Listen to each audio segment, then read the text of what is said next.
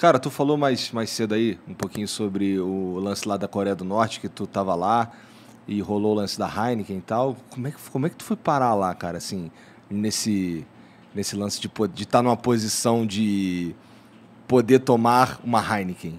Então, naquela época... bom, primeiro eu adoro viajar para lugares um pouco diferentes, porque eu acho que o turismo internacional é algo incrível, eu acho que gerou muito recurso para populações locais, etc. Mas muitas vezes, quando você vai para um lugar onde já existe uma indústria de turismo gigante, a cultura local se perde às vezes um pouco, né? Porque, enfim, abrem um Starbucks, etc. Aí você tem aí uma globalização cultural. E aí eu gosto de viajar para lugares que ainda estão um pouco, né, longe desses roteiros típicos. Tá. Então, eu queria sempre conhecer a Coreia do Norte por ser um dos países mais fechados do mundo. E naquela época o Brasil era realmente uma potência emergente. Então, Que época a gente tá falando? eu fui em 2013. Tá. Eu lembro que na volta, eu voltei por Pequim, aí eu passei um tempo na China, aí depois eu fui para o Japão, e aí no aeroporto de Tóquio eu vi as manifestações de 2013. Aí, né, na Paulista, etc. Aí foi naquele momento que, vamos dizer, a ascensão brasileira acabou, basicamente. Porque foi a partir daquele momento que a instabilidade política e econômica se instalou e a gente ainda não saiu desse buraco. Mas até 2013, o Brasil era visto como uma potência em ascensão. Então, você dizendo, olha, eu sou pesquisador em São Paulo, eu estou numa faculdade brasileira, você conseguia ir para muitos lugares. Então, eu fui para o Sudão, para, enfim, Etiópia, para vários lugares naquela época, onde havia um interesse enorme para que então, eu fui com apoio também da Embaixada Brasileira, tem uma representação em Pyongyang, na capital da Coreia do Norte. Poucos países têm, aliás, os Estados Unidos não tem uma representação lá. Dando ao ponto que você falou que o Brasil tem essa capacidade de ser amigo de todo mundo, né? E eu sempre digo, o Brasil tendo uma embaixada nesses lugares, inclusive no Afeganistão, tem no Oriente Médio, enfim... É difícil você ter um país que diz não queremos uma presença diplomática do Brasil. Porque o Brasil não é uma potência ameaçadora, que não, até recentemente não polariza, né? E rejeita fazer parte de blocos, né? Então não fico do lado de um, do lado de outro. Então eu fui para estabelecer primeiros contatos, primeiro também para poder analisar melhor a situação. Eu estava fazendo vários trabalhos sobre a probabilidade de uma reunificação entre a Coreia do Sul e a Coreia do Norte. Então, fiz alguma pesquisa sobre a Coreia do Sul, Coreia do Norte e tive reuniões com o governo da Coreia do Norte e com algumas universidades para identificar possibilidades até de cooperação e talvez trazer alguns alunos norte-coreanos ao Brasil. Isso acabou não dando certo porque o Brasil, naquela época, estava se posicionando de uma forma mais neutra, e depois de 2014 o Brasil chegou a condenar testes de mísseis da Coreia do Norte algumas vezes na ONU, e aí a relação temporariamente piorou e eu não consegui manter esses contatos. Mas foi nesse contexto... Mas deixa eu entender um negócio, eles queriam reunificar os coreanos do Norte? Estavam buscando soluções? Não, isso é o que... Na verdade... Hoje, eu acho que nem o Norte nem o Sul quer se unificar, mas havia sempre um debate sobre um possível colapso da Coreia do Norte, que levaria à integração da Coreia do Norte à Coreia do Sul, como na Alemanha. Agora, quem não quer essa unificação é a China. Por quê? E aí tem tudo a ver com o que eu acabei de falar. A China é uma grande potência, então ela quer controlar seu entorno para não ter uma potência forte que pode ameaçá-la, né? Só que uma Coreia unificada seria uma potência. Seria. Né? Seria uma grande potência, porque a Coreia do Sul é muito rica, então ganharia um território enorme da Coreia do Norte. Então a China faz de tudo para manter eles divididos, para justamente poder controlar melhor o seu entorno. Né? Porque a Coreia unificada teria um posicionamento geopolítico mais parecido com o do Sul, que é a parte que dominaria, é um país rico, etc. E a Coreia do Sul, obviamente, fica do lado dos americanos, que seria muito inconveniente para os chineses, e por isso os chineses bancam o regime norte-coreano. É de lá que vem as garrafinhas de Heineken também, que é a galera que vai para Pequim, enfim, enche a mala de produtos e abastece a elite norte-coreana. Entendi. Muito Cara, louco, né, é complexo pra caralho isso daí, cara. Sim. Você chegou a ver um norte-coreano que não era do exército? Sim. A gente... Bom, eles... uma coisa muito importante na hora de discutir política é que a gente, às vezes, tende a achar que nosso inimigo, o país com o qual a gente não concorda, é louco, não tem estratégia. Então, você vê muito na imprensa americana, Putin é imprevisível, ninguém entende o que ele faz, nem o seu chanceler sabe o que fará. É bobagem. Pode-se discordar do que o presidente russo faz. Pode dizer, olha, é inaceitável as ameaças contra a independência ucraniana, mas... tem claramente uma série de... Tem uma lógica, né? Tem uma lógica no que qualquer governo faz. Se não tivesse, ele não estaria no poder até agora, né? Exato. É difícil manter o poder. Sim. E uma forma de... que o Kim Jong-un faz? Ele precisa gerar um medo na população também, por isso que tem testes de mísseis contínuos, etc. As pessoas... na Coreia do Norte temem uma possível invasão dos Estados Unidos o tempo todo, que ele justifica para se manter no poder. Diz, eu sou o cara que garante a soberania da Coreia do Norte. Então, esses regimes, eles tratam muito bem as pessoas que vêm. Você recebe um tour, né, pelas melhores partes das cidades. Você vai no teatro, é tudo guiado, assim, sempre tem alguém do teu lado. Então, conheci muita gente... participei de várias aulas. Assim, as pessoas na Coreia do Norte, era todo mundo triste?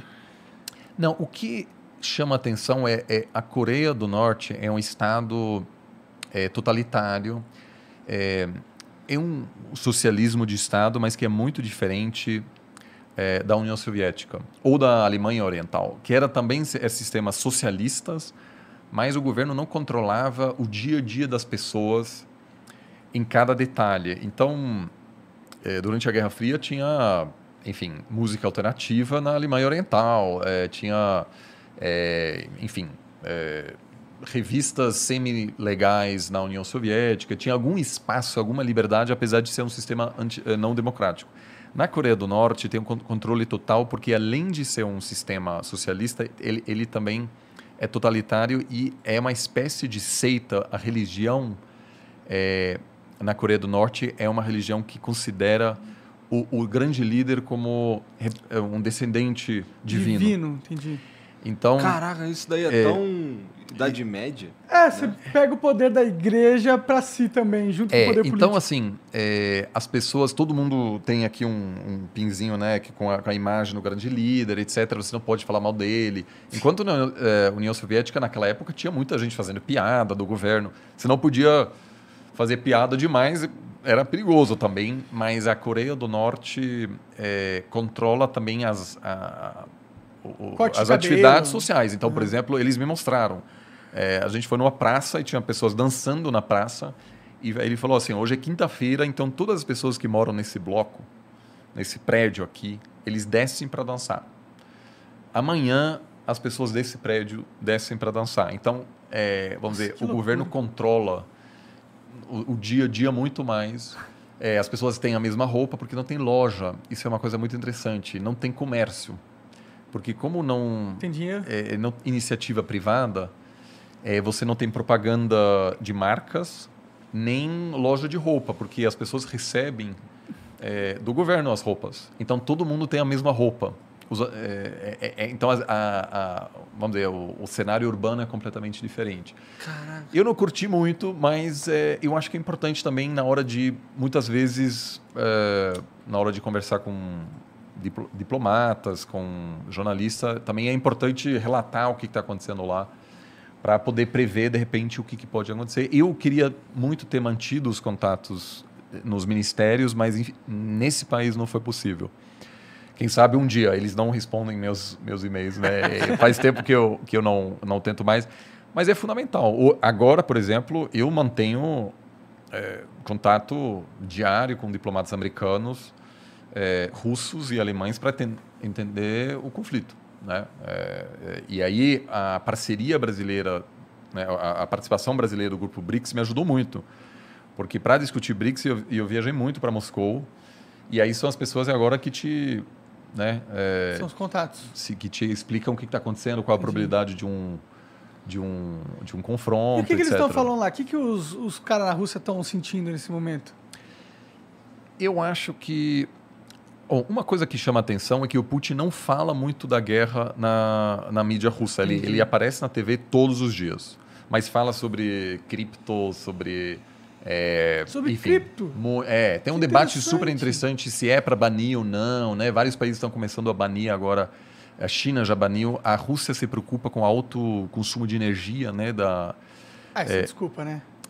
Enfim, esse é um tema que está sendo discutido se é ou não é, porque um governo que quer controlar o sistema financeiro se preocupa com aquilo, porque aquilo não consegue controlar. Então, se você tem um viés autoritário, sua intuição sempre querer controlar essas coisas. Só que tem uma vantagem também, né? Porque se você for uma cripto, seu país assumir essa parada, você fica protegido contra ameaças externas, como o cara vai embargar o Bitcoin. Foda-se, tá Exato. ligado? Mas aí eu acho que os russos querem, eles já, por exemplo, tentam... antigamente, mesmo a Rússia fazendo comércio com a China, por exemplo, via da moeda russa para o dólar, depois do dólar para a moeda chinesa. E agora isso já vai direto, cortar o papel do dólar justamente para reduzir o poder de barganha dos Estados Unidos. Entendi. Agora, então, pode haver sim um ataque iminente, mas eu assim também acompanho no jornal, etc. Eu acho que haveria algum tipo de retórica mais pró-guerra, dizendo que agora chegou a hora da Rússia, enfim, mostrar quem é. Algo assim, mas não está tendo isso. Mas isso pode mudar, eu acho que só tiver um conflito se tiver alguma coisa... Pode ser algum ataque dentro da Ucrânia contra a população russa, por exemplo, ou contra os rebeldes pró-russo que já ocupam, pró-Rússia que já ocupam a parte da Ucrânia. Eu ainda acho que o cenário mais provável é uma pequena invasão, que na verdade é uma violação da soberania, mas não uma ocupação inteira, porque daí você teria o mesmo problema que os Estados Unidos tinham no Afeganistão e no Iraque, que você começa a ter rebeldes, guerrilha, e isso aí vira um pesadelo. O presidente que está lá agora, ele é pró-Rússia? Não, o presidente, o Zelensky, é uma pessoa, enfim, que é um comediante, e o papel dele, que ele mais fez sucesso, foi de presidente da Ucrânia. Você tá de Peraí, ele é sacanagem. comediante? Ele era, essa é a profissão dele. Que pira, E ele cara. tinha um Caralho, programa... É o Bolsonaro do... Não, ele nos programas ele enfim, era o presidente, só que no programa dele. A eleição dele é um sinal de um cansaço terrível da população ucraniana com o sistema político. Muita corrupção. Então, quando eles elegeram esse cara, também foi uma forma do eleitor dizer à elite política, a gente cansou de vocês. Então, ele tem uma posição mais pró-Ocidente, é mais popular do lado da Ucrânia, que fica perto enfim, da Europa. E aí a Ucrânia vem tendo presidentes que às vezes são mais pró-Rússia, mais pró-Ocidente. O atual tem uma taxa de aprovação baixíssima. Então tem duas teorias. Ou uma invasão levaria ao colapso porque a população diz: eu não vou morrer defendendo esse governo, que é um palhaço, é um profissional de fato. Que loucura. Volte a fazer o que você estava fazendo. Uma pessoa que não sabe governar, etc. É muito raro você ter uma pessoa que vem totalmente de fora e faz um bom governo. Porque é muito difícil governar e o cara não tinha nenhuma experiência. Ainda mais se a sua experiência era atuar como presidente. Atuar mesmo no teatro. E a outra,